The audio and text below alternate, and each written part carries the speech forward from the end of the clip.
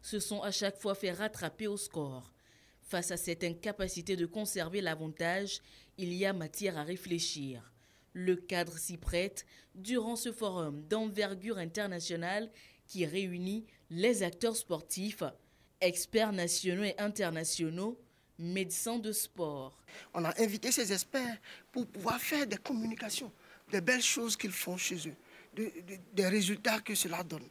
Et ça permet à chaque acteur de comprendre ce que la psychologie peut apporter au sport et de voir ce qu'on peut chez nous instaurer, ce qu'on peut faire pour que notre sport se porte mieux. La psychologie se présente ainsi comme l'un des facteurs déterminants quant aux capacités des athlètes à surmonter les crises et les échecs sur le terrain de jeu et en dehors. Ce forum débouchera sur l'adoption des stratégies afin que chaque discipline sportive en fasse usage.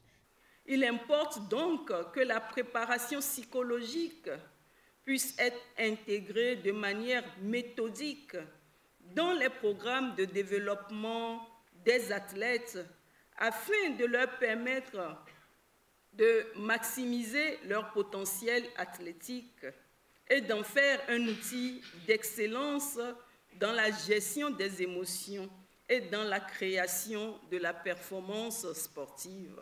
Je souhaite donc que les échanges de ce forum conduisent à des avancées concrètes et bénéfiques pour un environnement intégrateur au sein de nos sélections sportives, permettant à nos athlètes et à nos États d'intégrer le panthéon de grandes nations sportives au monde, conformément à la vision du président de la République, son Excellence Faure Essouzimna Gnassingbé.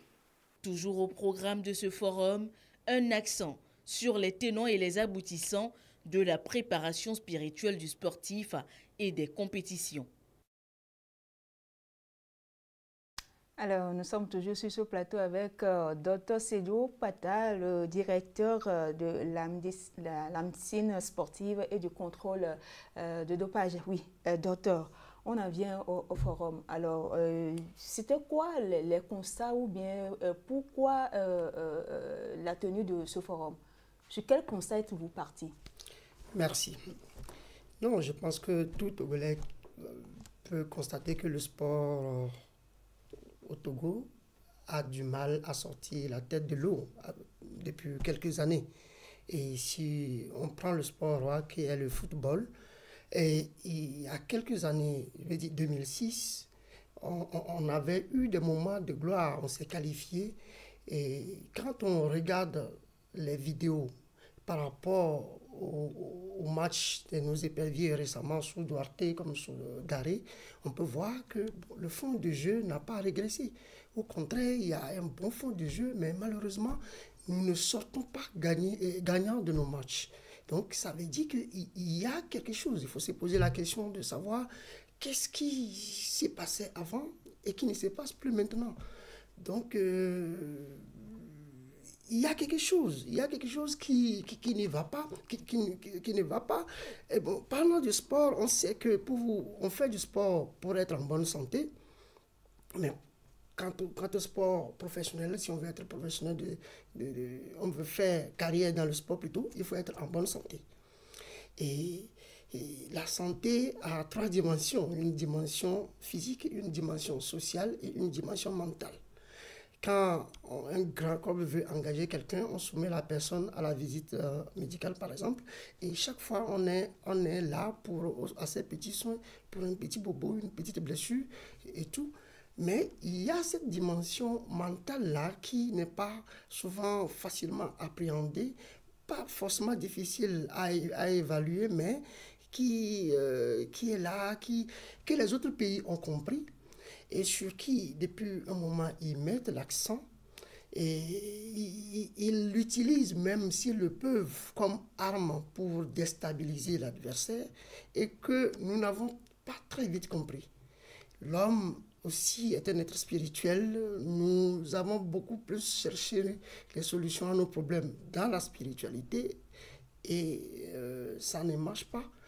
Le ministère des Sports et des Loisirs a donc compris qu'il faut aller vers là. Il faut mettre les sciences sociales, surtout la psychologie qui étudie le comportement des humains et les phénomènes mentaux au service de notre sport.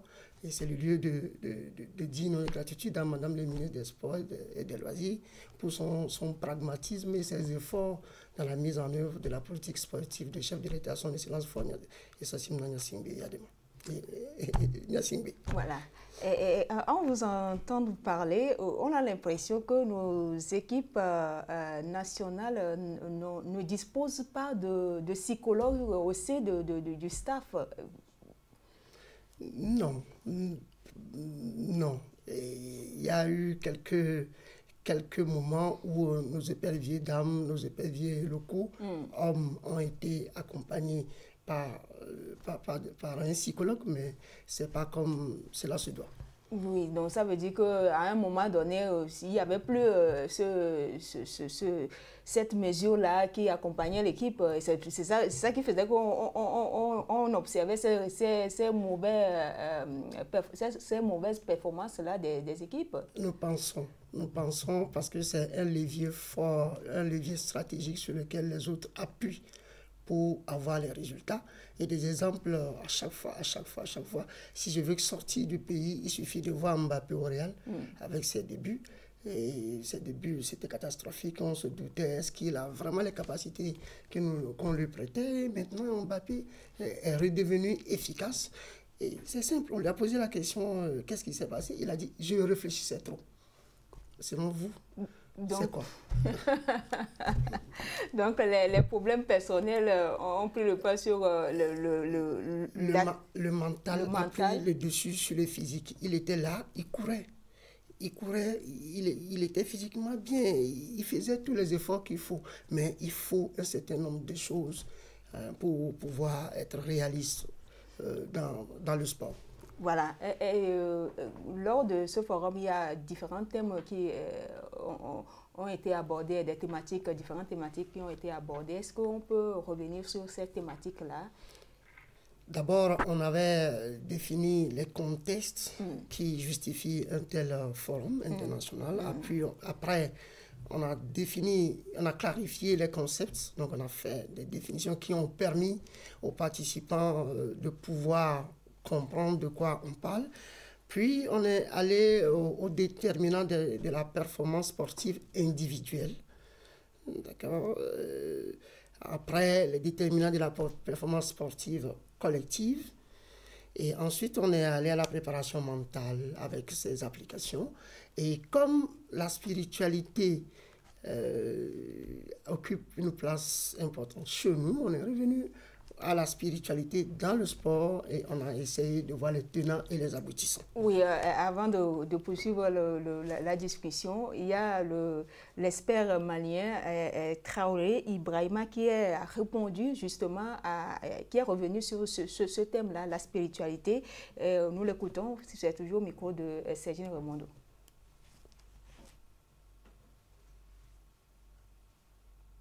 On ne va pas balayer d'un revers de la main la croyance d'un sportif si ça fait son équilibre.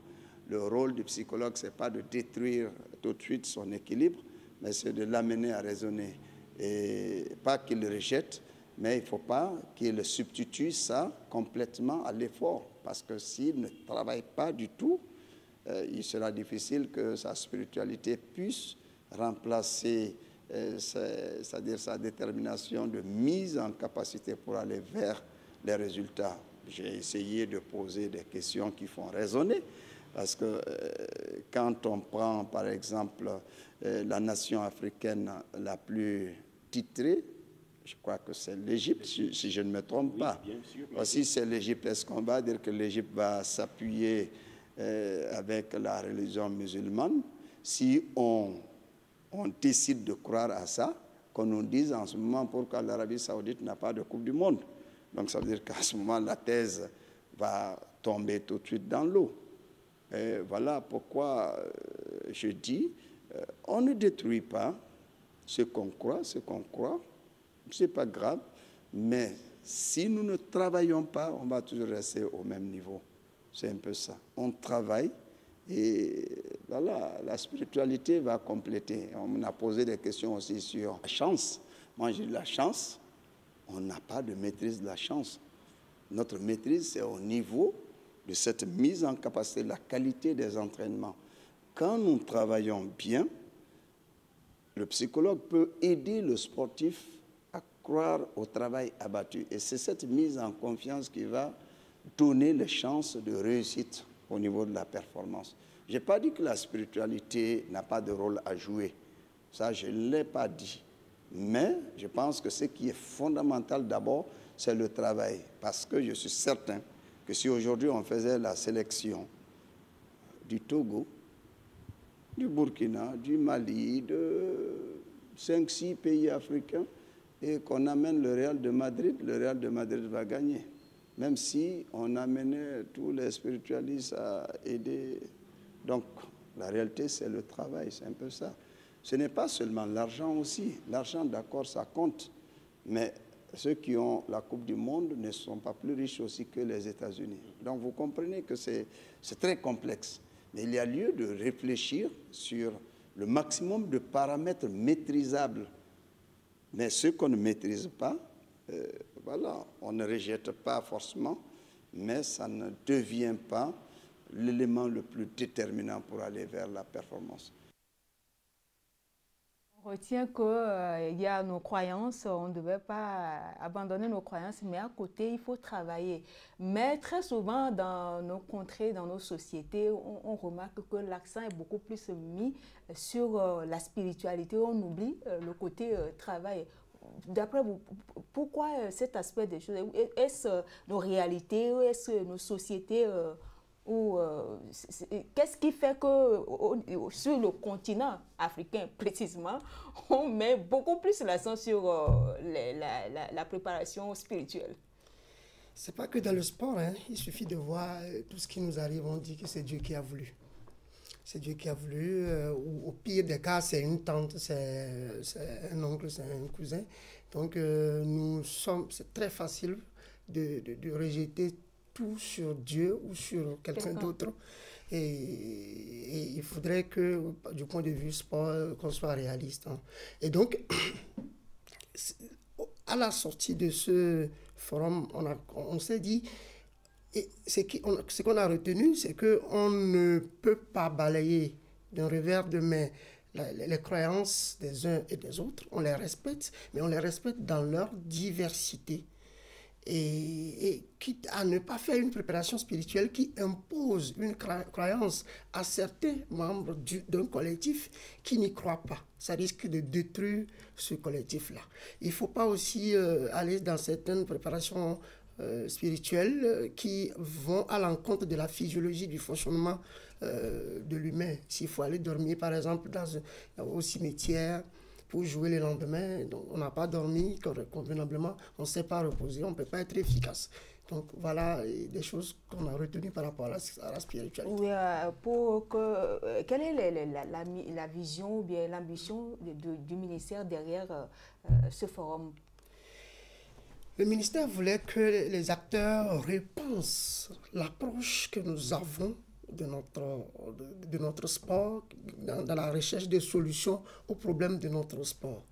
Et que ces acteurs-là évaluent ce que la psychologie peut apporter à notre sport dans les performances sportives, dans la gestion et la prévention des crises que nos organisations sportives connaissent tout le temps. Voilà. C'était l'objectif du ministère des Sports et des Loisirs. Oui, alors on imagine qu'il y a eu des recommandations, ce forum a accouché certainement des recommandations. Alors, quelle sera la plus-value désormais de ces recommandations-là dans la gestion des crises au sein des équipes sportives?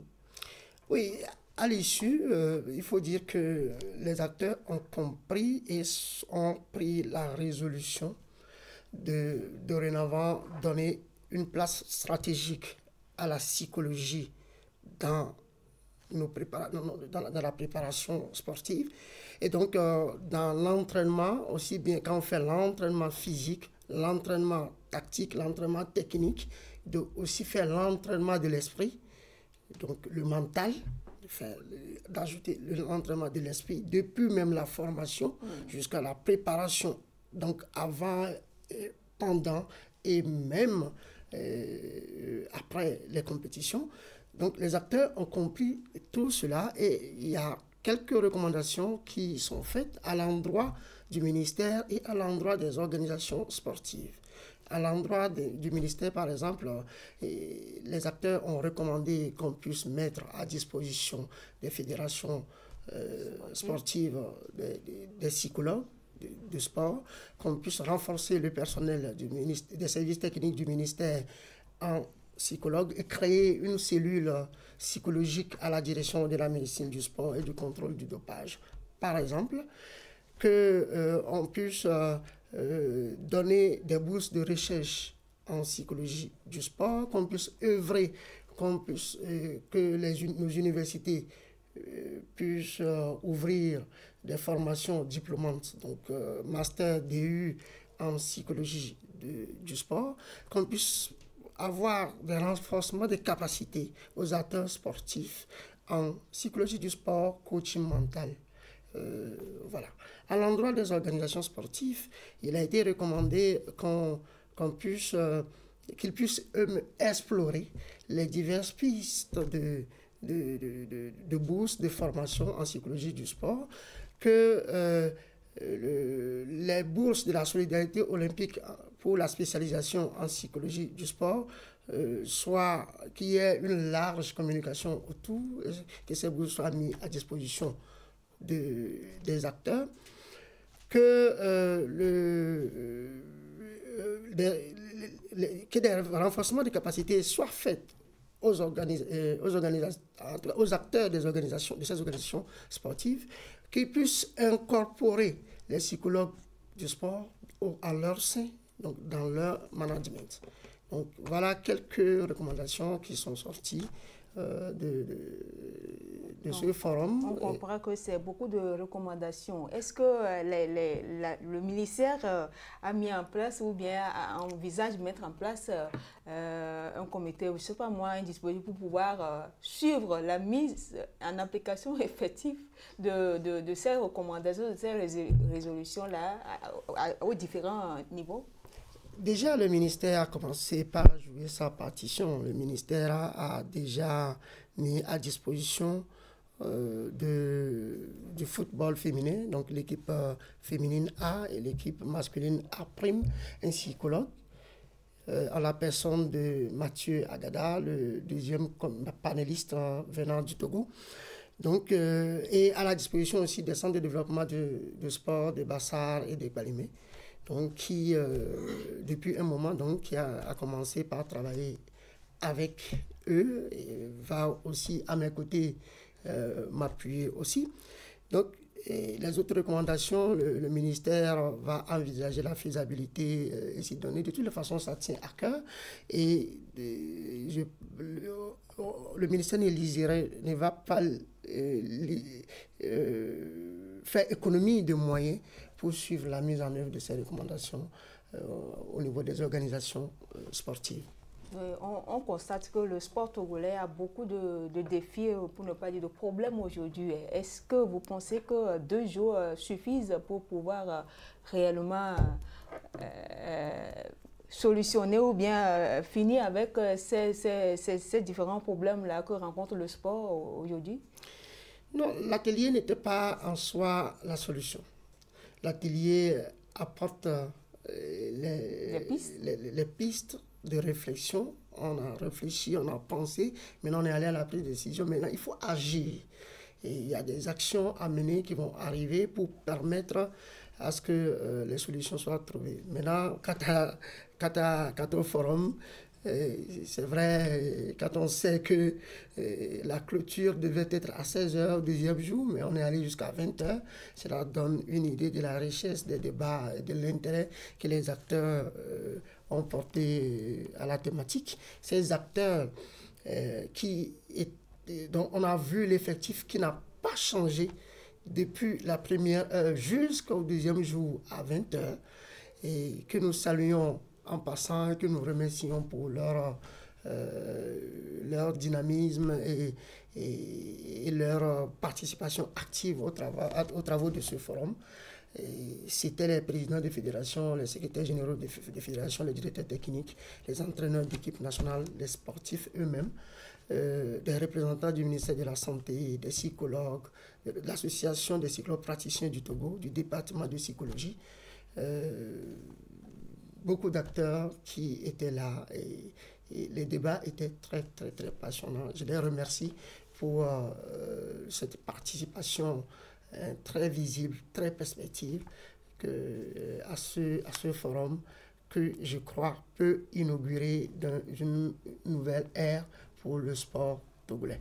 Oui, là tout de suite j'ai envie de demander, est-ce qu'au niveau de vous, l'organisation, pour ne pas dire le ministère, est-ce qu'on est satisfait, l'objectif est atteint?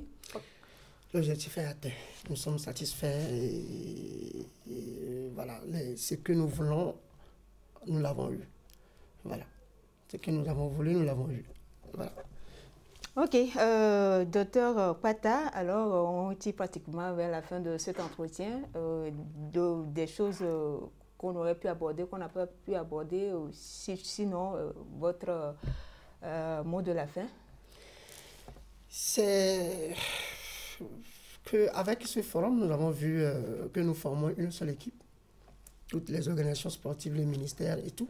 Nous avons travaillé ensemble, la main dans la main. Personne ne s'est montré au-dessus de l'autre. Vous avez vu les présidents des fédérations, les coachs nationaux qui étaient là, et des présidents des fédérations qui se sont portés volontaires pour être rapporteurs des groupes de travaux. Et ça va tout droit au cœur. Et nous pensons que demain sera meilleur. Nous le pensons aussi dans ce magazine Sport et Détente de ce samedi que demain sera le meilleur. Tout autre sujet à présent. 7 athlètes togolais, dont 2 en semi-marathon et 5 en lutte, prennent part aux Jeux du 50e de la Communauté économique des États de l'Afrique de l'Ouest, CEDEAO, depuis ce samedi 1er mars à Abuja, au Nigeria. Avant leur départ pour la capitale fédérale du Nigeria, les athlètes ont été présentés à la presse. Laurent Romao. Le Togo prêt à briller au jubilé d'or de la CEDEAO. Un semi-marathon prévu le 1er mars verra la participation de 2 athlètes togolais, Adjia Esodjenam et Mani Meza, qui portent les espoirs du pays sous la houlette de leur coach Aboua Signandam. Côté lutte, le Togo aligne une équipe solide composée d'Akparo Sylvie, 66 kg, Pagba Manim Romance, 76 kg chez les dames, ainsi que Padaro et Sorezam, 86 kg, Iyabia Alaza, 100 kg et Plinga le Prince, 120 kg chez les hommes. Le coach Essor Runam Zakari les accompagnera avec un objectif clair, décrocher des médailles. La cérémonie de présentation des athlètes a été marquée par une intervention de Lemou Loniwa, attaché de cabinet, représentant Madame le ministre des Sports et des Loisirs. Il a exhorté les compétiteurs à aborder ces joutes sportives avec courage et détermination.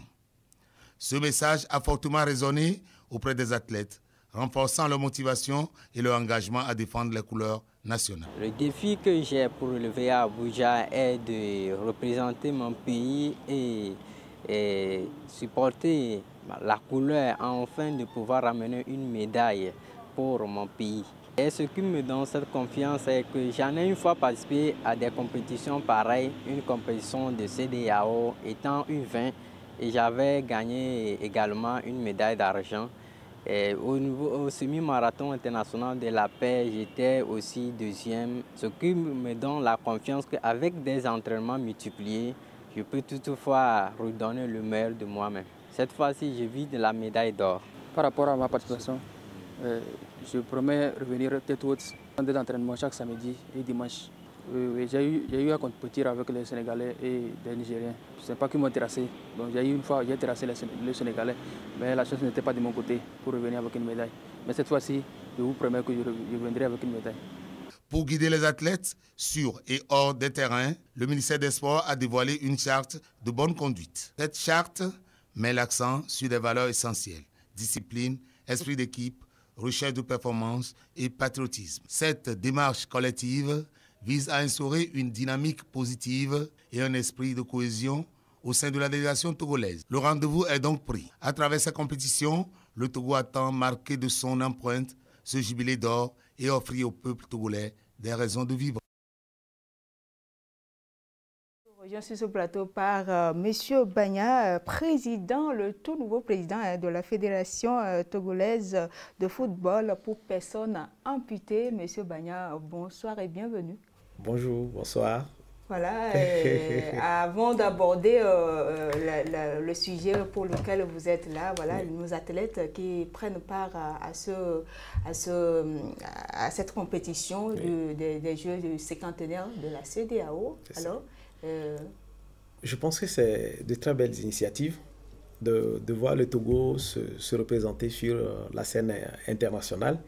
Parce que ça donne d'abord de l'expérience, quel qu'en soit le résultat que nos athlètes vont nous apporter. Le simple fait d'essayer, c'est déjà un très grand pas. Et nous souhaitons que dans plusieurs d'autres disciplines, que de ce genre d'initiatives soient instaurées, soient accompagnées, pour que dans les années à venir, le Togo se représente dans presque les 90% des disciplines sportives qui existent dans le monde. Voilà, je suis toujours sur le plateau avec Dr Pata, oui, nos ambassadeurs, les Togolais qui sont actuellement à Abuja dans le cadre de ces Jeux de cinquantenaire de la CEDEAO. Ils sont 7, 2 en semi-marathon et 5 en lutte. Oui. Oui, ce sont des très bons athlètes. Moi, j'ai eu la chance de suivre les lutteurs, particulièrement à Kinshasa. Et ils nous ont donné de belles sensations et beaucoup d'espoir. Je pense que s'ils continuent par travailler, ils vont revenir s'ils ont continué entre-temps par travailler, voilà, ils vont revenir avec des médailles. Voilà qui est bien dit. Dans le cadre des festivités marquant ses 25 ans d'existence, l'association sportive Club des Verts, spécialisée dans la protection de l'environnement, en collaboration avec la direction générale de l'Agence nationale de la météorologie du Togo et de la commune Golfe 2, a organisé dimanche dernier à Lomé une course de 15 km. Elle est couplée d'une sensibilisation sur les changements climatiques. Reportage. Sur l'esplanade de la Foire Togo 2000, membres de l'association sportive Club des Verts, personnel de la commune Golfe 2 et du service de la météorologie, tous mobilisés pour cette course de 15 km. Partis de la Foire Togo 2000, les coureurs sont passés par le boulevard Jean-Paul II, Carrefour Novici, rond-point aéroport, avant de chuter au point de départ. Cette course marque la célébration des 25 ans d'existence de l'association Club des Verts. Le Club des Verts a été créé en février 2000.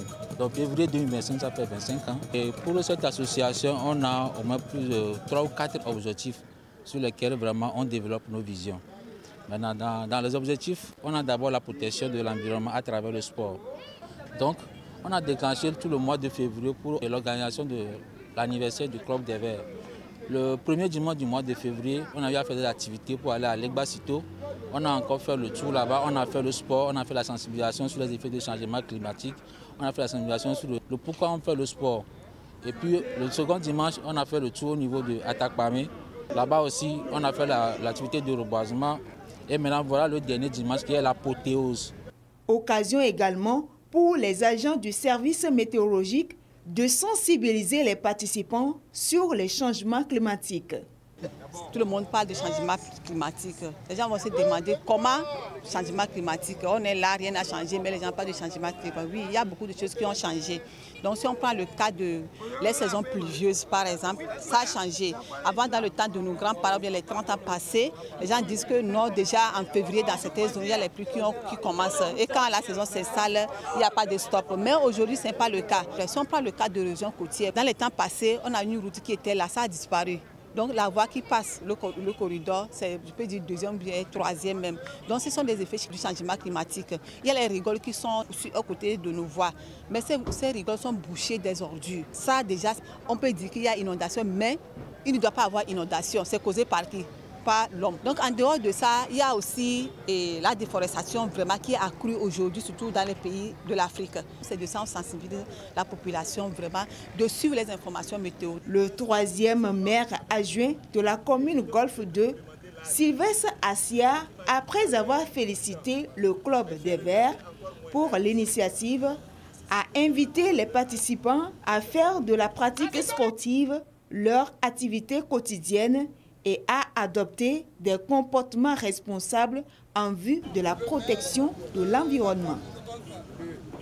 Oui, docteur, le sport, c'est la santé. C'est toujours bien de faire du sport, mais le faire dans un environnement assez propre. Absolument. Et quand on peut faire du sport tout en appréciant ce qui est autour de nous, et en l'appréciant, on se rend compte que ça se dégrade.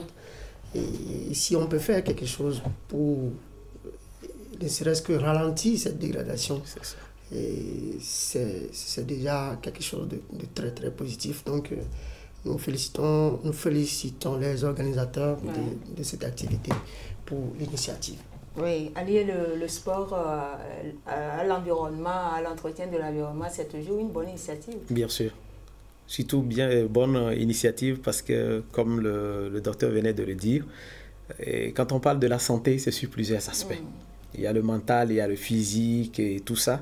Et même la vue, l'aspect visuel de l'environnement dans lequel on est peut nous exciter, peut nous amener à renforcer nos capacités.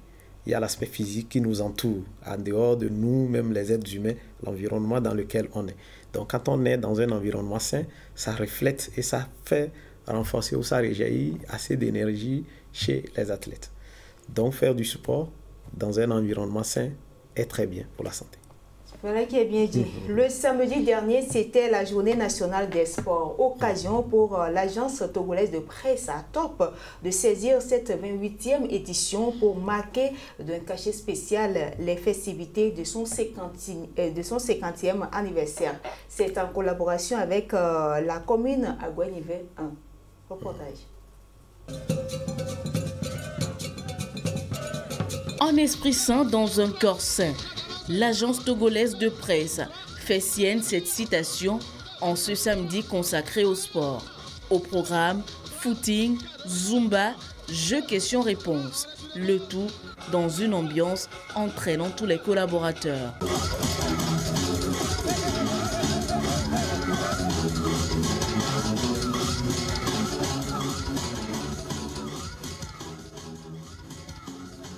Nous avons laissé les bics, les écriteaux, ça n'arrive pas tous les jours. C'est une ambiance qu'on a effectivement appréciée, ça fait du bien. Le sport, ça fait toujours du bien à la santé et c'est recommandé. 15 minutes de sport, de marche au quotidien et on l'a appliqué ce matin. Nous repartons en très bonne forme pour continuer la journée et les festivités, le reste des activités entrant dans le cadre de ces 50 ans de l'agence togolaise de presse. Aujourd'hui pionnier dans le paysage médiatique au Togo, l'agence togolaise de presse ATOP se positionne dans la dynamique des journées nationales du sport instituées par le gouvernement togolais afin de rappeler l'importance de la santé et de l'esprit d'équipe au sein d'une institution, une initiative à laquelle la commune Aguanive 1 adhère pleinement. Pour nous, à la commune Aguanive 1, c'est un honneur et un plaisir que ATOP puisse choisir parmi tant de communes ici à Lomé, Aguanive 1. À cette occasion, je lance un avis à toute la population d'Aguanive de sortir massivement tous les samedis, non seulement pour respecter les règles du gouvernement, mais aussi de se donner la chance d'être en bonne santé, car le sport donne la bonne santé. Le directeur a salué l'engagement du personnel qui a permis à l'agence de se maintenir comme un acteur incontournable de l'information et la communication au Togo. Un message de motivation, un message d'encouragement. En dépit des défis que nous rencontrons, le personnel est sur pied, le personnel est fort à pouvoir accomplir la mission à nous confier, celle d'informer la population togolaise à temps réel. En plus donc, de la journée d'aujourd'hui, le 5 mars, journée apothéose, donc il est prévu une journée porte ouverte sur l'agence togolaise de presse à la direction de la TOP à Lomé. Alors, à cette occasion, nous invitons toute la population togolaise à venir découvrir le travail que nous sommes en train de faire, à venir visiter l'agence togolaise de presse et de s'imprégner dans l'univers de l'agence togolaise de presse. 5 mars 1975, 5 mars 2025, l'agence togolaise de presse se prépare désormais à amorcer une nouvelle étape empreinte d'innovation au service de la nation. C'est un reportage de Sergine Raimondo. Du handball à présent, démarré le 17 février dernier, la formation pour l'obtention de la licence D de la Fédération internationale de handball à l'endroit des entraîneurs a pris fin samedi 22 février à Lomé avec la remise des diplômes aux stagiaires. Reportage. Après 5 jours de formation assidue sur les techniques et la pédagogie, les entraîneurs de handball candidats pour l'obtention de la licence D de la Fédération internationale de handball reçoivent leur diplôme. Les récipiendaires se disent prêts pour former et encadrer les athlètes. Nous avons beaucoup appris sur le plan préparation d'une séance d'entraînement, puisque avant ce que nous faisons, on ne préparait pas nos séances. La plupart, on ne définissait pas au juste l'objectif et puis l'objectif à atteindre. Mais aujourd'hui, avec tout ce qu'on a appris, nous savons quoi faire et avec quelle catégorie d'athlètes travailler avec. J'ai appris beaucoup de choses parce que nous qui nourrissons l'ambition de devenir entraîneurs, nous avons pratiquement l'idée générale, mais avec la formation, on a appris comment gérer, comment coordonner, comment organiser. Organisée par la Fédération togolaise de handball, la formation a reçu l'appui de la Confédération africaine et la Fédération internationale de handball. La licence D, c'est le démarrage de la formation, c'est le recrutement, c'est l'envie, c'est la motivation pour recruter le maximum possible de jeunes pour entrer dans la discipline. C'est ça l'objectif de la licence D. Viendrait après la formation de base, les compétences de base en licence C. C'est pour ça qu'on a motivé certains.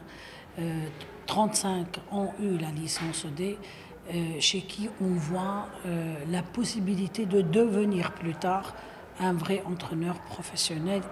Donc notre passage au Togo est plus que nécessaire. Pourquoi? Parce qu'il y a un nouvel ère au niveau de la fédération pour s'aligner par rapport à cette stratégie qui est mise en place par la Confédération. On retient de cette formation que connaître pour connaître n'est pas connaître. Connaître pour agir et transformer positivement, c'est connaître. Cela veut dire que les gens viennent d'avoir des diplômes. Ils vont faire quoi de ces diplômes? Nous avons décidé que nous trouverons des moyens pour aider ceux qui ont eu ces diplômes-là, pour qu'ils puissent se mettre sur le terrain et prouver que le handball togolais peut grandir et grandir très vite. Le représentant de la ministre des Sports et des Loisirs, Nieni Tagbele, s'est félicité du bon déroulement de la formation et a invité les bénéficiaires à faire preuve du professionnalisme dans l'exercice du métier. En guise de reconnaissance, les stagiaires ont offert à l'experte tunisienne de l'IHF, Nala Boudina, un cadeau. Handball, passons à présent à la boxe. L'association Avenir de la boxe togolaise a organisé samedi 22 février dernier un gala de boxe sur le site Prince Lorenzo Beach en bordure de mer à Lomé. Il s'inscrit dans le cadre de la commémoration du 20e anniversaire de la disparition du feu président Gnassingbé Eyadema, père de la nation. La démarche vise à relancer la pratique de ce sport au Togo. Regardez.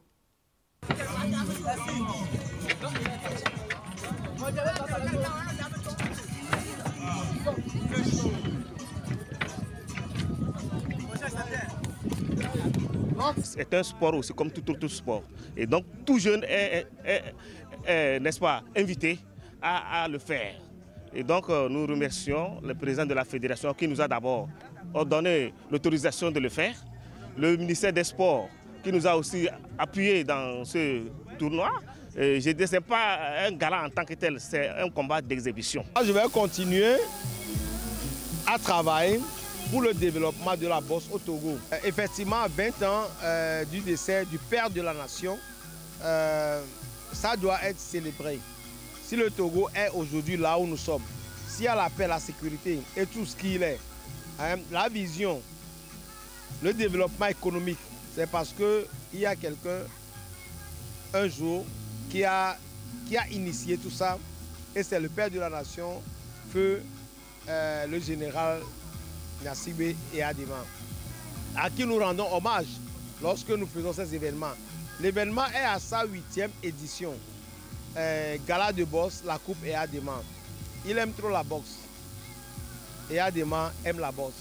La boxe, c'est un sport où si tu n'as pas le cœur, si tu n'as pas le courage, si tu n'as pas le respect, si tu n'as pas l'endurance, tu ne peux pas le faire.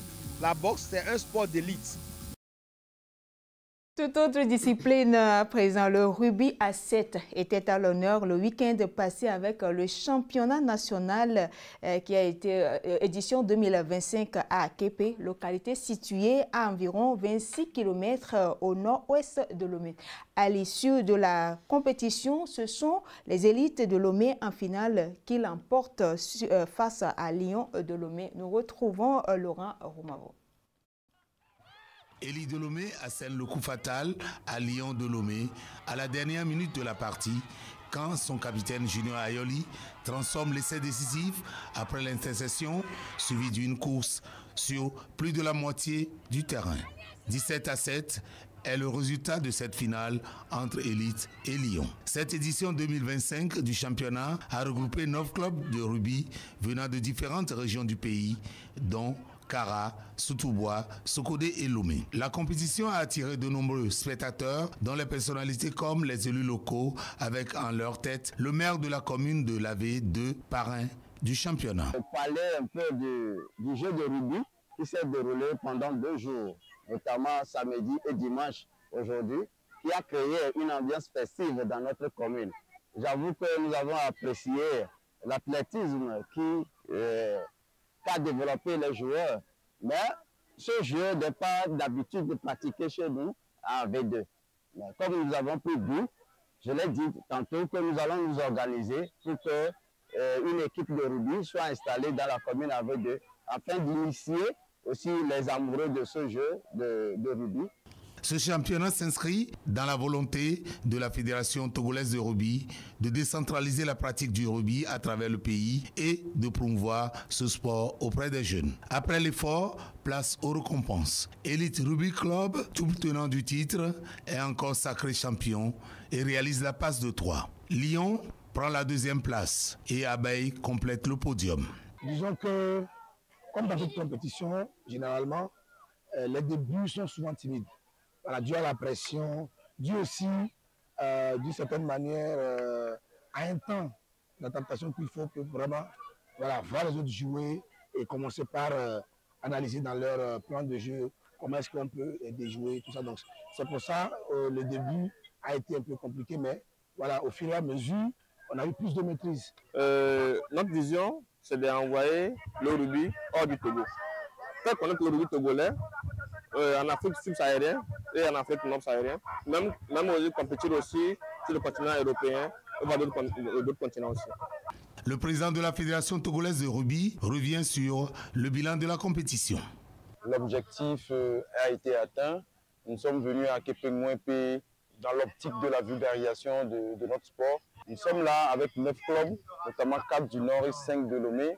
Et nous avons fait 2 jeux de compétition qui voient le club élite comme champion de ce tournoi.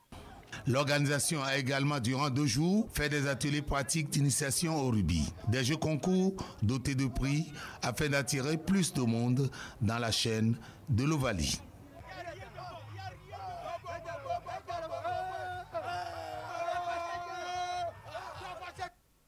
Les personnes en situation de handicap ont également droit à l'épanouissement à travers le sport. C'est le cas des personnes amputées qui s'adonnent à la pratique du football. Pour mieux s'organiser, elles étaient en assemblée générale constitutive et élective jeudi dernier pour la mise en place d'un bureau exécutif pouvant gérer leur fédération créée à cet effet.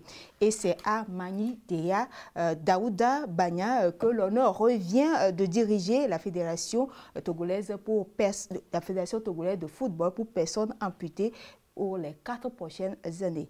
Atou Saba. Un bureau exécutif de 7 membres pour veiller à la destinée du football pour personnes amputées. Pour les 4 à venir, c'est cette équipe dirigée par Maïdea Banya qui va œuvrer pour le rayonnement de la discipline au Togo. 11 voix sur 12 pour le tout premier président de la Fédération togolaise de football pour personnes amputées, FTFA. Une opportunité pour nous, dans nos initiatives, de faire connaître ce football dans un premier temps par toute la population togolaise. Il y aura des championnats qui seront organisés en bonne et due forme parce qu'il y a de cela quelques temps, les clubs de football pour personnes amputées se sont proliférés sur toute l'étendue du territoire. Donc, nous avions comme feuille de route d'organiser à bon escient ce sport-là au sein de notre pays. C'est aussi l'opportunité d'amener la population à comprendre que les personnes en situation de handicap sont vraiment capables aussi de faire beaucoup de choses. Et c'est l'opportunité de leur donner l'occasion, d'accord, de démontrer ce dont ils sont vraiment en mesure de faire. Il y a des matchs qui nous attendent. Il y a le Nigeria qui essaie de faire un match international avec nous. Il y a le Bénin, il y a plein de pays, le Maroc. Donc on a assez de défis à relever par rapport à cette organisation. La pratique du football pour personnes amputées a démarré au Togo en 2017. Désormais, elle compte parmi les disciplines officiellement reconnues grâce à la mise en place de 7 équipes dirigeantes. Rappelons qu'elle avait évolué sous un comité de coordination. Les attentes sont énormes. Et je vois que c'est un grand pas vers un bon développement parce que depuis longtemps nous avons été confrontés à des difficultés. Que les bases solides soient posées pour une base pour ce football, c'est-à-dire les équipements, l'aire de jeu, tout ça, que cela soit disponible. Il faut faire en sorte que les joueurs qui n'ont pas les moyens aussi puissent des créneaux, des stratégies soient trouvées pour qu'eux aussi puissent participer. La FTFA regroupe à ce jour 8 clubs dont 4 ayant présenté chacun 3 délégués ont eu droit de vote à cette assemblée constitutive et élective.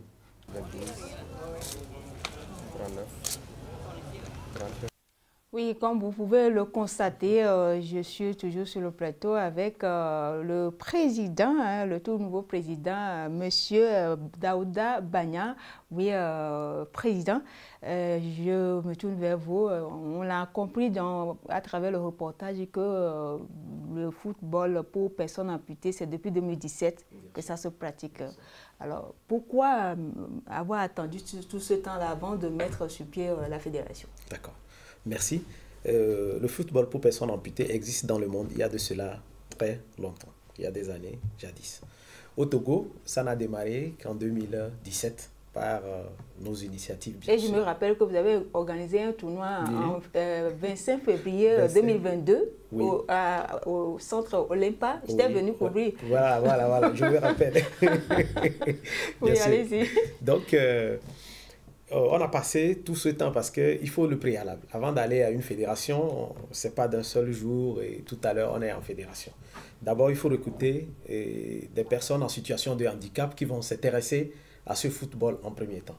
Dans notre pays, voir une personne en situation de handicap qui fait le sport, c'est vu d'une manière pas réglementaire, si je peux le dire ainsi. Et puis, il y a le phénomène de stigmatisation et de discrimination qui ont pris le dessus sur cet aspect. Mais on s'est dit qu'on va démarrer et on verra ce que ça va donner. Dieu merci, au jour d'aujourd'hui, on n'est plus à la phase de l'amateurisme, le professionnalisme est rentré dedans. Nous avions commencé en 2017, bien sûr qu'aux entraînements, vous allez voir quelques poignées de personnes, 2, 5, moins de 10. Mais jusqu'en 2019, on atteignait déjà des dizaines.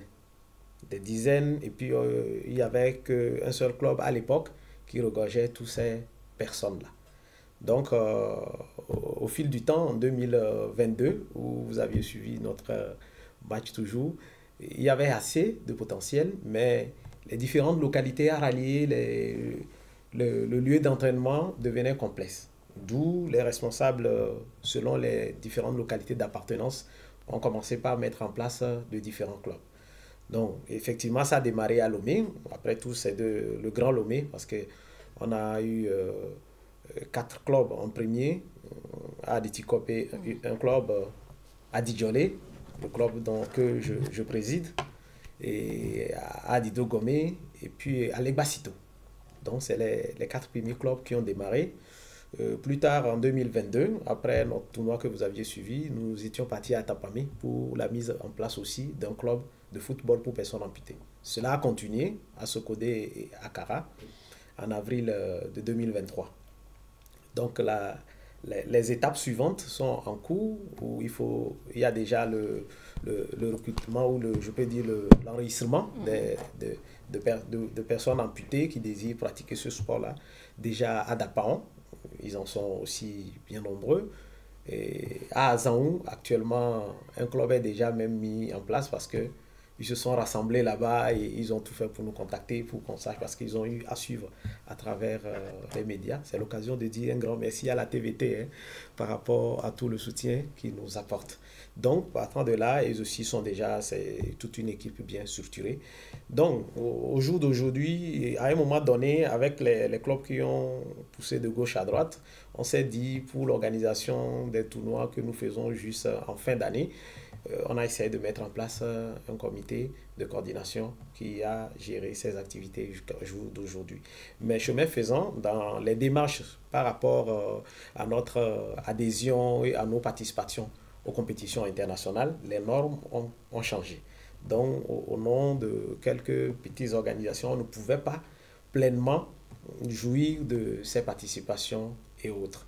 Donc, c'est ce qui nous a poussé à mettre en place une fédération à monnaie difforme comme ça a été fait la dernière fois.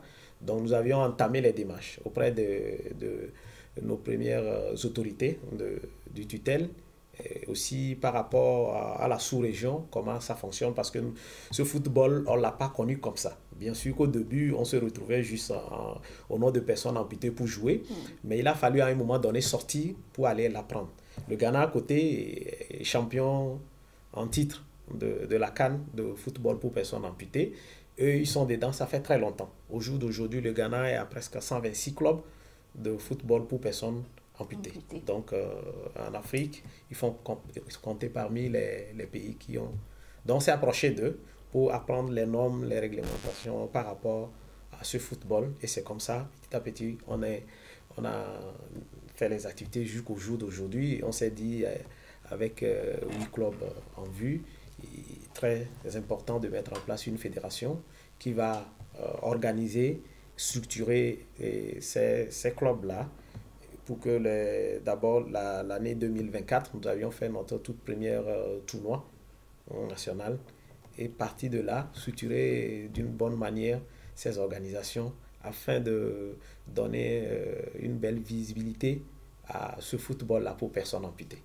Oui, je vais revenir vers vous, docteur. Oui, comment vous appréciez l'initiative comme quoi le handicap, ce n'est pas une fatalité? Ce n'est pas une fatalité.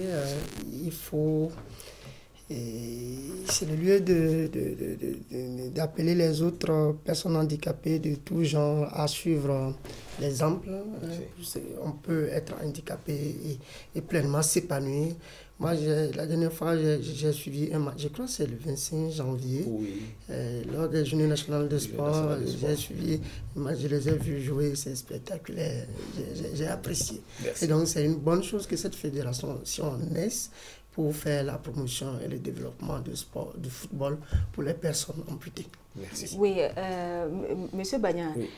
Qui sont les personnes là qui pratiquent ce sport? Est-ce que c'est des sportifs à la base ou bien pas du tout? C'est des gens qui s'y intéressent mais qui se sont retrouvés là-dedans dans ce sport-là? D'accord. Et merci, je vais répondre à votre question, mais permettez-moi juste de donner une petite explication avant d'aller directement à votre réponse. Et d'abord, à la base, effectivement, avant la mise en place de cette activité sportive, bon, étant psychologue clinicien, praticien, j'ai eu la chance d'être dans des centres hospitaliers où j'ai rencontré des personnes amputées pareillement comme moi, d'autres personnes qui font d'autres types de pathologies, et vu leur état de handicap, ils restent souvent sur place. Donc cet état les amène à ça les expose plutôt à des pathologies cardiovasculaires. Donc on s'est dit, ça serait important de créer un créneau d'opportunité à ces personnes de pouvoir bouger, de faire du sport et peut-être gagner en mobilité. C'est comme ça que c'était lancé, avec nos premiers objectifs. Mais chemin faisant, il s'est fait que on se rendait compte que des gens avaient du vrai potentiel dans cette activité. Donc c'est juste pour dire, mise en part des personnes qui aiment le sport, ils s'intéressent, ils viennent. Il y a d'autres que nous recrutons, qui étaient joueurs de club et tout ça, mais qui ont été victimes d'accidents ou maladies ou toute autre forme de situation, qui pensaient que c'était fini pour eux à partir du moment où ils ne vont plus se retrouver sur les stades. Mais ayant appris ces recrutements que nous sommes en train de faire, ils s'approchent vers nous pour voir comment ça se fait vraiment.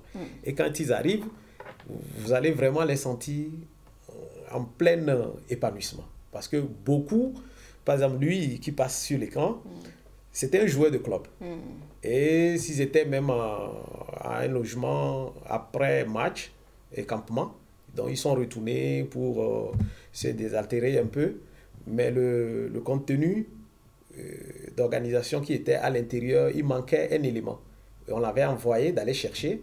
Et c'est en sortant de là-bas qu'il a été victime de son accident par une voiture qui était au sens contraire qui l'a croisé. Vous voyez, donc après cette étape, ce monsieur pensait que c'est fini pour lui. Mais au jour d'aujourd'hui, il a fait preuve d'être vraiment un grand joueur. Parce que quand vous les voyez en action, dribbler, faire des dépassements et tout, ça étonne beaucoup les gens. Je me rappelle, on devait jouer avec les élèves de Cours Lumière, école française qui est à Gbalépédo. Ils ont dit, mais est-ce que ces personnes, ils peuvent vraiment jouer avec eux? Parce qu'ils pensaient à la vulnérabilité de ces personnes amputées. Mais à l'action, ils étaient étonnés parce qu'ils les voyaient vraiment plus adaptés que cela. Donc, partant de là aussi, il y a eu des personnes qui ont quitté nos clubs, même gagné On a actuellement un de nos joueurs qui a gagné un club en Allemagne depuis 2019. Il a commencé la compétition en 2020. Et il fut ballon d'or allemand 2020-2021. En 2022, il était blessé en saison. C'est intéressant. Ainsi de suite. Voilà. Donc, c'est juste pour dire, à travers ce football, des personnes peuvent vraiment se professionnaliser, gagner leur vie dans ça, ainsi de suite.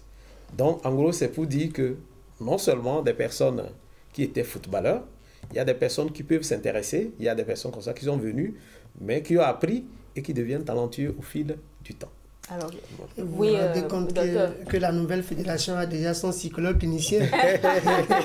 Et je n'en suis pas seul. On est deux à faire ce travail dès le début. C'est pour cela que je salue beaucoup ce forum-là, parce que on a eu à communiquer par rapport... Moi, personnellement, parce que j'aime beaucoup le sport, le foot. Je jouais aussi en club avant l'amputation.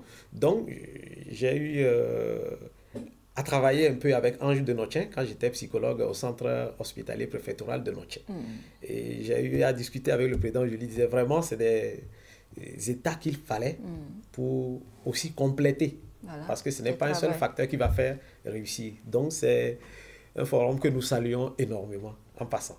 Oui. Merci. Voilà, le président, quels sont vos objectifs futurs, ou bien pour nous parler vos objectifs tout court? D'accord. Et dans un premier temps, nos premiers objectifs, c'est de faire épanouir les personnes amputées en premier lieu. partant de cela, se servir du sport pour créer un marché ou créer des offres d'emploi par rapport à ces personnes en situation d'amputation qui sont en détresse partout dans notre pays. Et par rapport à la fédération mise en place, en dehors de ces éléments précités, notre objectif est de faire plus connaître ce sport-là par la population togolaise. Beaucoup, bien sûr qu'au jour d'aujourd'hui, beaucoup peuvent en parler, mais ça reste encore. Parce que nous rencontrons des gens, ils disent « Ah, je n'ai jamais su que ce football-là existe. » Oui, ça existe. Donc notre premier objectif, c'est de faire connaître ce football-là et par la suite, pouvoir représenter le Togo valablement sur le plan international, que ce soit africain comme sur le plan mondial. Nous avions eu déjà à faire un match international contre le Ghana. C'était ici au Togo au moment où des préparatifs de la Coupe d'Afrique 2023, dont nous étions aussi qualifiés. On a fait un match au Togo ici, mais plus tard, nous, on n'avait pas pu participer à la compétition, mais le Ghana était venu en termes de préparation. Et je pense que ça n'avait pas été fameux. C'était un match où on nous avait dominé largement. Mais nous avions appris aussi beaucoup à travers ce match. Récemment, en octobre 2024, nous avions fait un tournoi des clubs de Grand Lomé et c'est un club du Ghana. C'était au stade de Kégué. On a joué au niveau de l'Imp Africa. Et là, on a vu que vraiment le potentiel des joueurs a largement changé. Même les athlètes ghanéens avec qui on avait joué en termes d'équipe nationale étaient là et ils ont vu que cette fois-ci, les données ont changé. Voilà, donc notre objectif, c'est d'aller encore de l'avant dans ce sens et pouvoir le partager dans presque toutes les communautés des recoins du Togo. Alors, est-ce que vous envisagez un championnat Bien sûr. L'année dernière, je peux dire que c'était juste une ébauche de la manière d'organiser ce tournoi et tout. Cette année, nous sommes dans l'élan de passer à un premier championnat avec la fédération que nous sommes en train de mettre en place. Par rapport à notre plan d'action de l'année, on a un tournoi, un championnat qui aura lieu. Alors, quels sont les moyens dont vous disposez pour pouvoir mener à bien votre politique? D'accord. Au jour d'aujourd'hui, je dirais que c'est un aspect rudimentaire aussi sur ce plan. Par exemple, quand je prends l'exemple de notre match contre le Ghana, parce que dans le jeu, il y a des normes. Supposons que tu tombes lors du jeu, que tu te relèves, tu ne peux pas prendre appui juste sur une seule des cannes et jouer. Alors que des fois, en tombant, des cannes pouvaient aller loin de toi. Donc quand tu te relèves, il faut aller les rechercher avant de venir. Donc, il y a des cannes d'abord adaptées qu'on prend pour faire ce jeu-là. Pour le moment, nous n'en disposons pas encore, mais on se débrouille pour le moment avec les cannes qui sont à nos dispositions pour continuer le travail. Donc, les Ghanéens qui étaient venus, eux, ils les avaient. Donc, tout à l'heure, ils avaient pris le dessus aussi. Ça, c'est un premier facteur. Donc, en termes de moyens, d'abord, nous pensons communiquer, sensibiliser les uns et les autres par rapport à ce travail que nous faisons pour avoir encore des éléments désireux, pour faire une bonne sélection de tous ces athlètes. Et au niveau de nos organisations, faire des plaidoyers, d'accord, aller vers des partenaires, nouer des partenariats vers des sociétés et tout, qui pourront aussi nous porter main forte. Donc, de passage, il y a certains déjà, si vous permettez que je pouvais dire merci. Le Forum du sport africain, qui est toujours de nos côtés, je salue le président. Pareil que la société Chocotogo, qui ne ménage qu'un effort pour toujours nous accompagner. Et couronné en tête toujours par notre ministère de tutelle. C'est l'occasion de dire un grand merci à Madame le ministre, parce que elle nous a beaucoup réconfortés, elle nous a pris, elle a été proche de nous, elle nous a rencontrés plusieurs fois où elle est venue même assister à nos jeux, où elle nous a parlé. Et tout ça, derrière elle, ça nous donne de la force pour continuer ce travail que nous sommes en train de faire. Donc, en gros, je peux dire que pour le moment, c'est les premiers pas que nous sommes en train de mettre en place par rapport aux appels de matchs à l'international que nous avions à travers d'autres pays que j'ai cités comme le Nigeria, le Bénin, le Ghana et le Maroc. qui veulent s'égaler à nous pour voir où en sommes-nous. Et de 2, à la compétition de la Coupe d'Afrique prochaine, nous pensons que s'il plaît à Dieu, nous y serons. Donc on a vraiment du travail à faire au cours de cette année pour mieux s'organiser et renforcer l'équipe, la sélection nationale. Voilà. Merci. Bien dit. On va poursuivre ce magazine. Nous ouvrons la page football avec la finale de Petit Poteau de la première édition du tournoi de football tenu à Yokwe, Kopegan, dans la commune Golfe 7, placé sous le thème Eco-Foot Ville Propre, a opposé Force River à Elite FC. À l'arrivée, c'est Force River qui soulève le trophée mis en jeu en battant Elite FC d'un but à 0. Déjà samedi, une activité de salubrité a annoncé les couleurs de cet événement. Nous retrouvons Atou Saba. Sensibiliser les jeunes de Yoko Kopegan sur les actions de salubrité, c'est la mission que se sont assignés les responsables de l'association panafricaine de systèmes d'information en collaboration avec les associations Top Vision Secours Social et Eco Attitudes à travers le projet Eco-Foot Ville Propre. Un gala de football de Petit Poteau a été organisé à cet effet. Il a réuni 8 clubs de la commune Golfe 7. Après les disputes de poule, la finale a mis aux prises Force Riva en maillot jaune et Elite FC.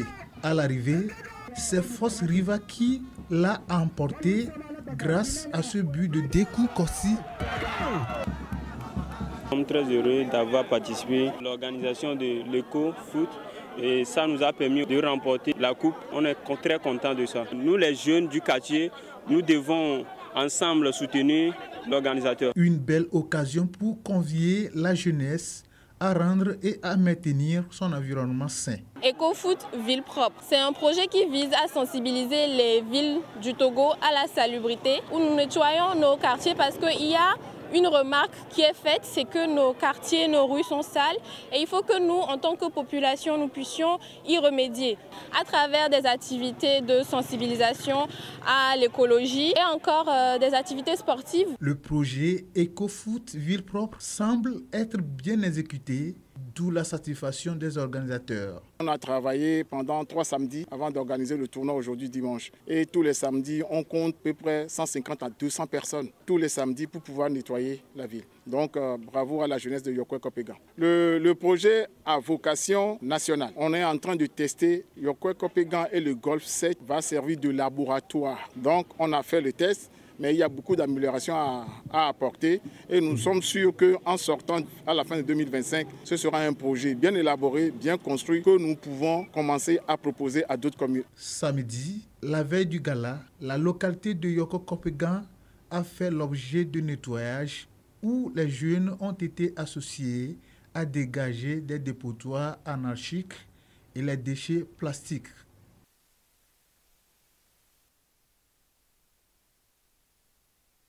Nommé tournoi de la révélation à Atikpamé dans la préfecture de Vaud.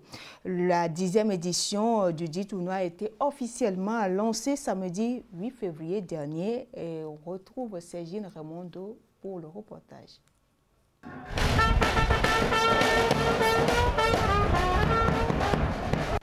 La ferveur du football, une fois encore, embrase la préfecture de Vaud et plus précisément à Atikpamé où la population, dans une ambiance de liesse, salue la tenue effective de la 10e édition du tournoi de la révélation. C'est sous un ciel orageux que Génération Foot de Wogba en noir et son adversaire Scorpion Noir en rouge-blanc vont s'expliquer. Une belle entame pour Wogba qui trouve le chemin des filets dès la 10e minute grâce à Doko Komi suite à une hésitation du portier. Un avantage dont les sociétaires de Wogba vont se vanter jusqu'à commettre une faute. Conséquence, une réduction numérique dont va profiter Scorpion Noir pour rétablir l'équilibre. Un but partout à l'arrivée, résultat qui laisse présager un tournoi très compétitif. Au commencement, ils ont dominé le jeu par rapport à nous. Mais dans un match, soit tu vas perdre, soit tu vas gagner, c'est ça le match. Je vais apprécier les deux équipes que nous avons bien joué. Et tout ça, là, ça nous a mené à mon port. Ça arrive que le score a été à 1 but partout. Bon, je suis très content de ça. Le carton rouge que nous avons eu cet après-midi qui nous a beaucoup choqués. Si nous n'avons pas eu le carton rouge, nous pouvons gagner le match de cet après-midi. Mais on dit que l'homme propose, Dieu dispose, parce que c'est le football. Devenu une tradition locale, le tournoi de la révélation planche cette année sur la reconversion des joueurs. Il faut aider nos jeunes frères à penser à l'après-carrière. C'est très important. En même temps que les dirigeants, que les joueurs, il va falloir leur ouvrir grandement les yeux sur leur après-carrière. En dehors de ce thème central, autour, on a greffé la sécurité routière par rapport à l'environnement où se joue la compétition. Aujourd'hui, on a plusieurs pistes rurales qui ont été tracées. Il va falloir les informer et en même temps rappeler les b.a.-ba par rapport au déplacement des joueurs où on constate parfois qu'il y a des surcharges. Ensuite, quand vous les voyez célébrer des victoires avec des jeux parfois très dangereux, il va falloir leur rappeler ces différents aspects-là. Derrière également, nous allons parler du sport et du développement communautaire. Il faut véritablement rappeler ces fondamentaux du football ou du sport de façon générale. La compétition regroupe 8 équipes de la préfecture de Vaud réparties en 2 poules de 4. Les prochaines rencontres s'annoncent palpitantes et promettent encore plus de spectacles.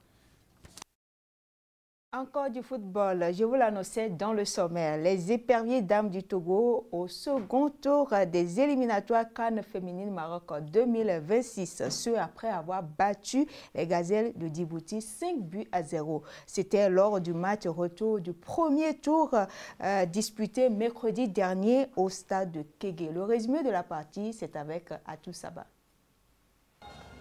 Avec un avantage de 5 buts contre 0 à l'aller, il y a seulement 6 jours, les éperviers dames s'attendaient à une simple formalité pour cette manche retour.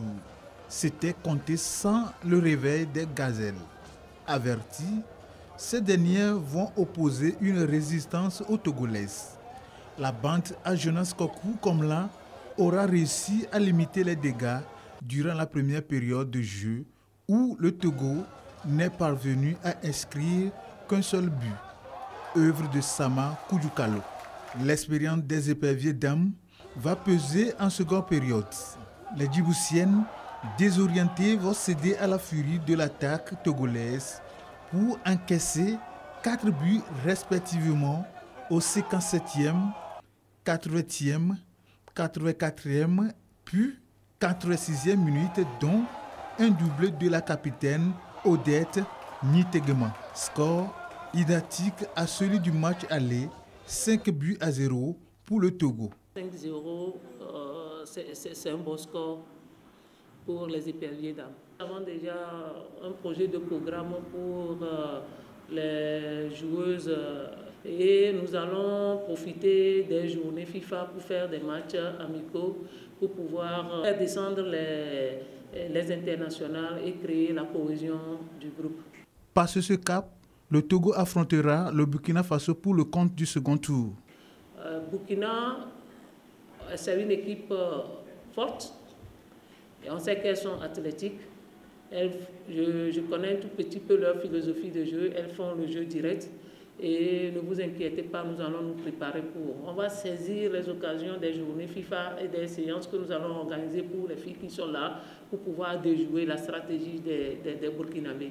Pour Djibouti, le travail de reconstruction continue et la double confrontation avec le Togo reste bénéfique. Ce qu'on retient, c'est le contenu. C'est déjà, tactiquement, elles étaient bien là, elles ont compris. Mais jusqu'à présent, il y a des petites erreurs qu'on va corriger. Ce n'est que le début. On va rentrer à la maison, corriger, et voir vraiment ce que l'avenir nous réserve. Mais je suis sûr et certain déjà qu'avec ce que les jeunes filles ont produit, il y a de l'espoir. Cette équipe, je l'ai eue il y a 4 semaines avant de venir à Lomé. C'est une nouvelle équipe qui n'était pas en place. C'est conçu en majorité des joueuses de U20 qui sont à leur premier match international. Le second tour des qualifications pour la phase finale de la CAN féminine Maroc 2026 se déroulera du 20 au 28 octobre 2025, marquant l'entrée en scène des grandes nations du football féminin africain. À présent, la rencontre vue par nos confrères qui étaient sur le stade de Kégué mercredi dernier. Regardez.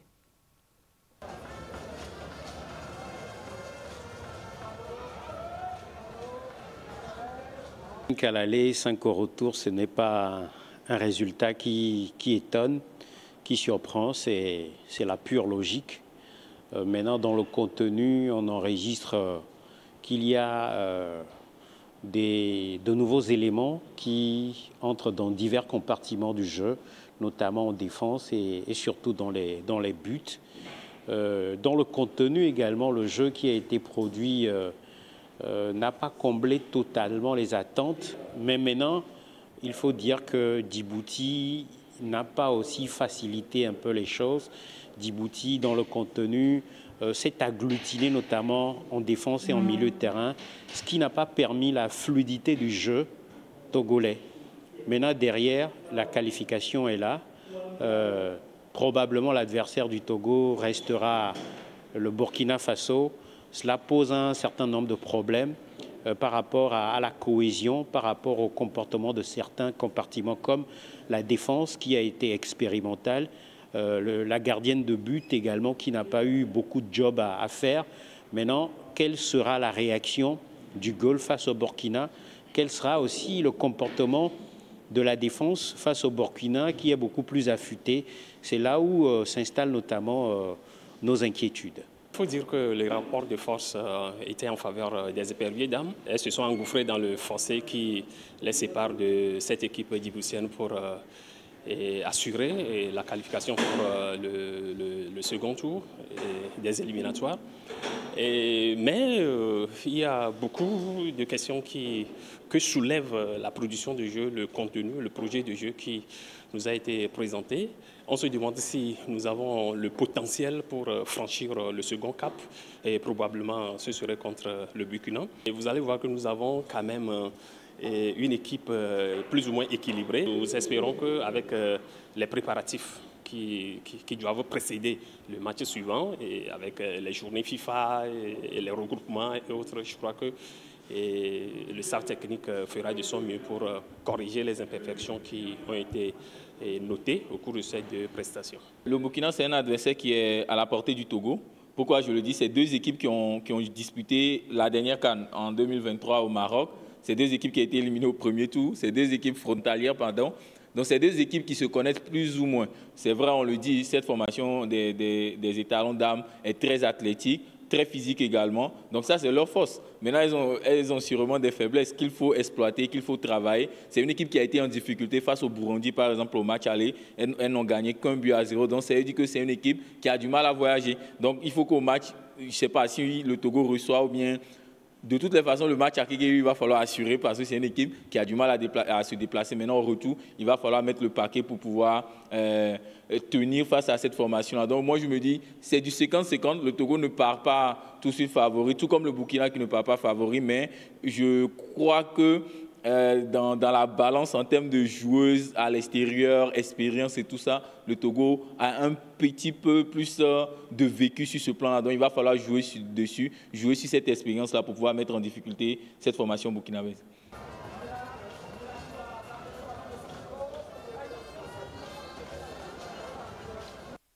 Oui, Président, voilà, je le disais tantôt, hein, les éperviers du Togo sont au second tour de ces éliminatoires. On dira quoi? C'est du bis repetita pour nos dames. Je pense que... Cette fois, le score est un peu réduit. Ouais. En 2023, c'était 13 buts en aller-retour. Cette fois-ci, c'est 10 buts. C'est ça le football, en fait. Voilà. C'est ça le football. Parce qu'on apprend toujours, quand on est en duel, c'est de l'expérience. Et je pense qu'elles ont fait assez de sorties. Là où elles sont maintenant, elles sont totalement imprégnées avec cette CAN où elles ont participé même avec l'élimination. Cette année... Beaucoup vont rêver gros parmi ces joueurs qui vont vouloir se mettre sur la scène pendant un temps. Donc l'engagement serait beaucoup plus élevé. Et face à cette équipe burkinabé, je pense qu'avec la technicienne qui est avec eux, toute l'équipe autour, ils vont prendre des dispositions. Et ça va aller. Je pense que la victoire est togolaise. Oui, la victoire sera togolaise. Vous le pensez, vous aussi, face aux étalons, aux dames étalons du Burkina? Absolument, absolument. Et il va falloir que le travail continue. Parce que, c'est ça. Et pour éviter des faux pas qu'on a eu à faire récemment dans les qualificatifs. Donc je pense que c'est toujours à leur esprit, ils n'ont pas oublié et que ça ne devrait pas encore se répéter. Donc la victoire, elle sera togolaise. Oui. Donc pour vous, qu'est-ce qu'on doit commencer par faire maintenant, avant, puisque la rencontre c'est en octobre, les seconds tours de ces éliminatoires. C'est ça. C'est en octobre.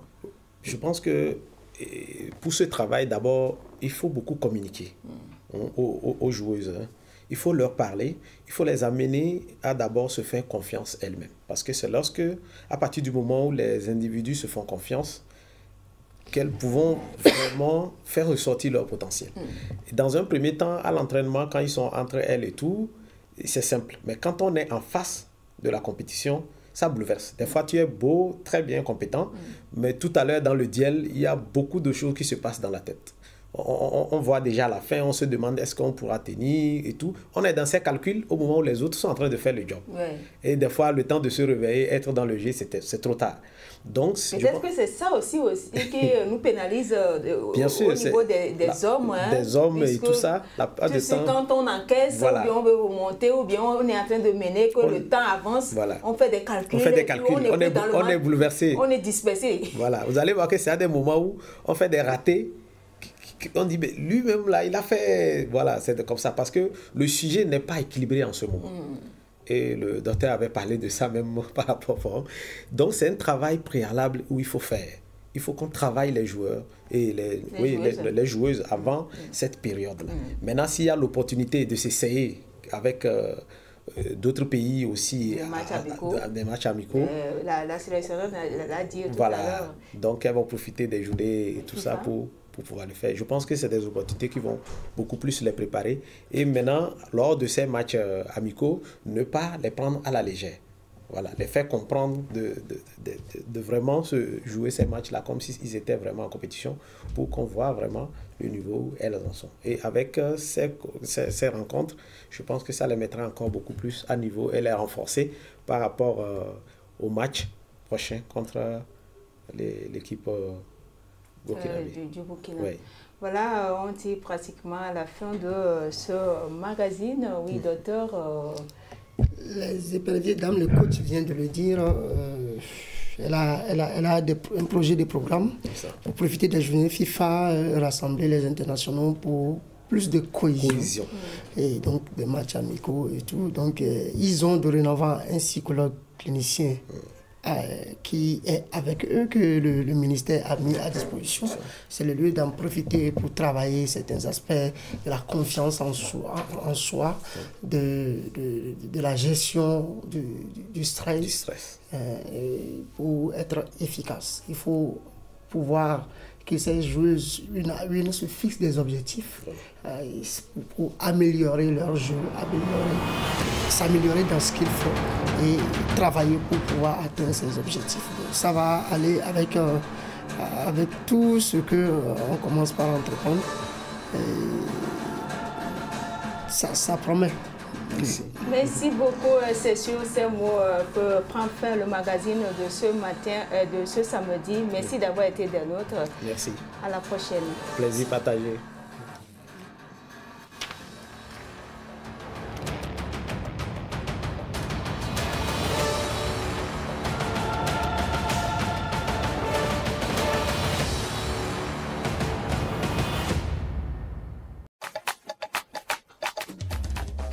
Ce samedi à 16h, suivez le